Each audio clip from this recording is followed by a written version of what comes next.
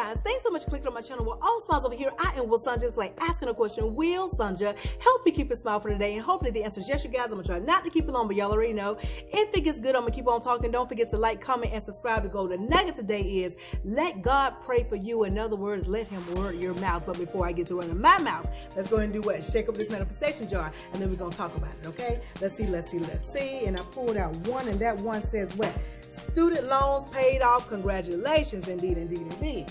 Listen, let God pray for you.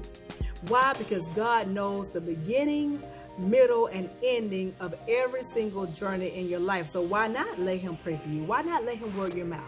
Y'all remember way back when ago when I did a golden nugget on emotions? Well, we have emotions, and emotions are not bad at all.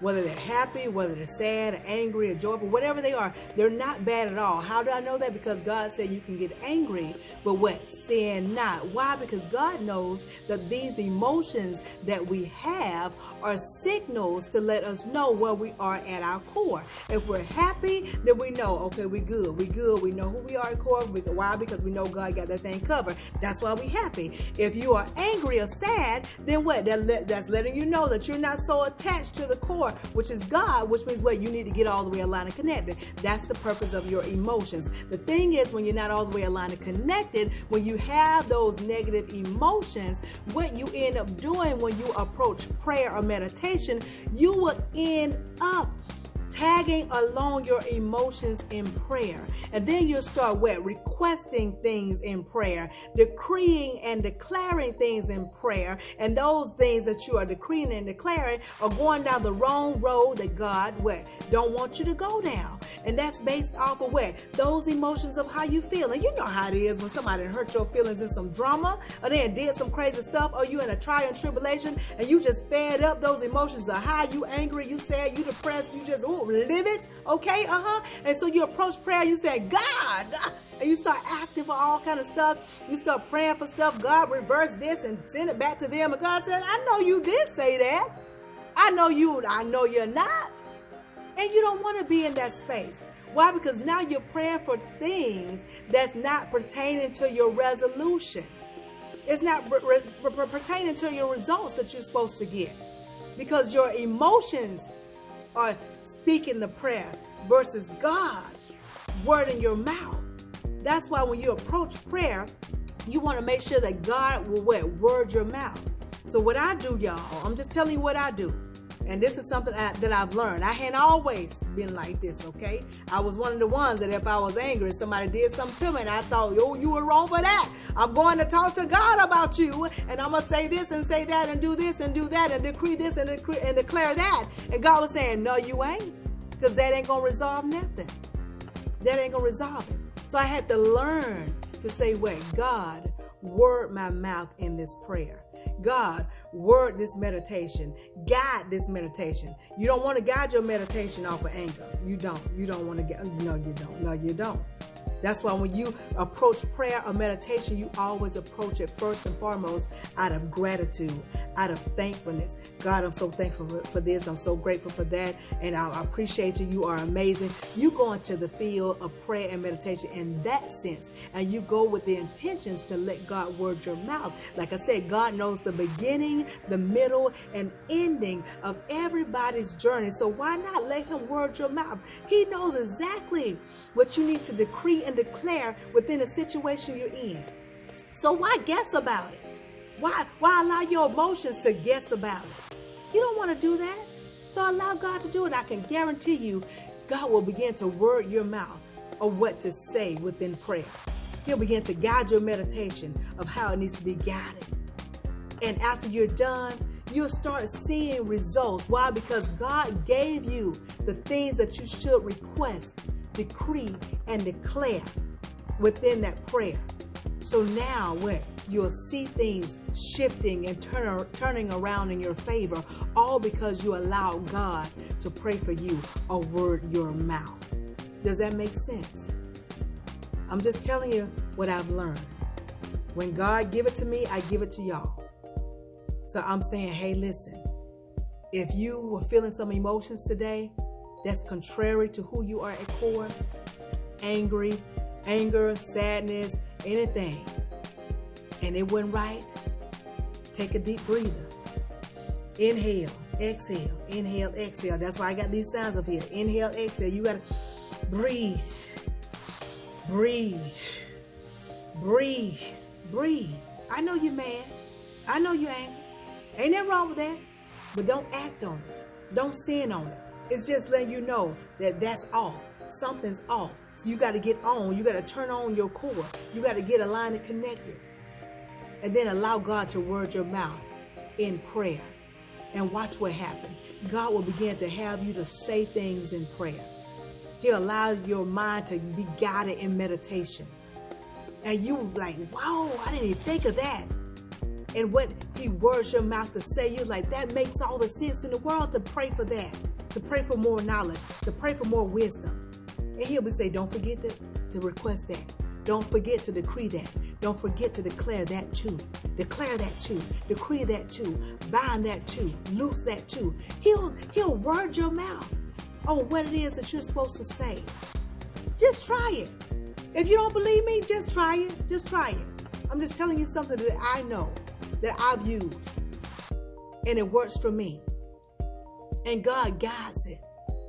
And I was like, whoa, I would have never thought. And I was like, God, I'm so grateful. I'm so thankful. Because you could be in a trial, tribulation, and hardship, and you don't know which way to go. Why? Because you don't really know the beginning, middle, or ending. You don't know. And you don't most certainly don't know the in-betweens of those. So when you don't know that, you may approach prayer out of frustration. And you don't want to have those things attached when you're praying. Because like I said, you'll end up praying and asking and requesting things that has nothing to do with the resolution. The resolve of it. And you'll end up staying longer in that trial, that tribulation, that drama, that hardship, when you should have just approached that prayer or approached that meditation with what? Allowing God to guide the meditation or allowing God to word your mouth. A lot of people say, you know what, you don't have to do that. It's up to you. It's up to you. Ask God what to say. It's the same thing with saying, God, what to think. God, show me how to think. Renew my mind. Help me. Help me to think like you're thinking. Help me to see like you see. Help me to hear like you hear. And when you allow God to take over, source of all resources, whatever you want to call God, source of all resources, allow him to be able to lead and guide you. And he'll give you the wordings that you need for prayer. Trust me, he will. That's how you know.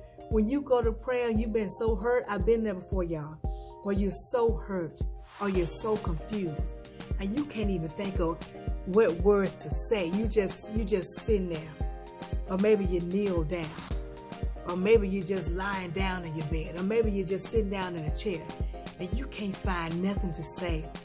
Sometimes your prayer just sounds like,